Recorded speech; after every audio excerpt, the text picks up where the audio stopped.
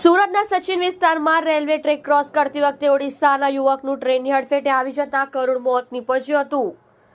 સુરતના Sachin railway station ખાતે મોડી સાંજ દરમિયાન નોકરી પરથી ઘરે પરત ફરી રહેલા મૂળ ઓડિશાના વતની 31 વર્ષીય યુવકનું ટ્રેનના હડફેટે આવી જતા ઘટના સ્થળે મોત નીપજ્યું હતું, જે મૃતકને પરિવારજનો દ્વારા સુરતની નવી સિવિલ હોસ્પિટલ ખાતે ખસેડવામાં આવ્યા છે।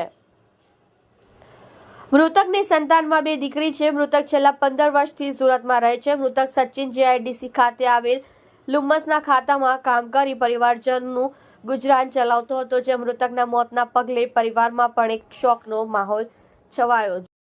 તમે જોઈ રહ્યા છો SD ન્યૂઝ ચેનલ ફેઝર શેખની સાથે।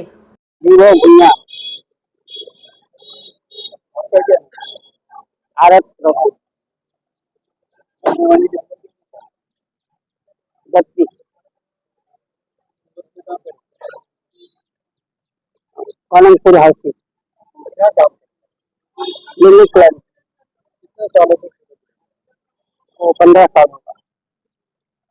शादी हो गई?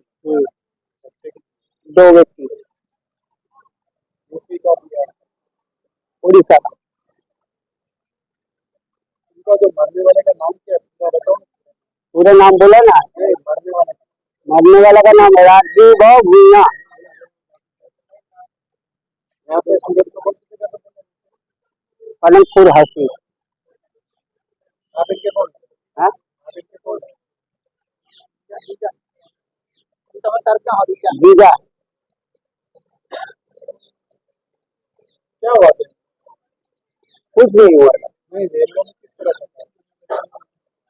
राजीव भाई क्या काम करते हैं? हाँ राजीव भाई क्या काम करते यही लिमिट लाइन पे हैं?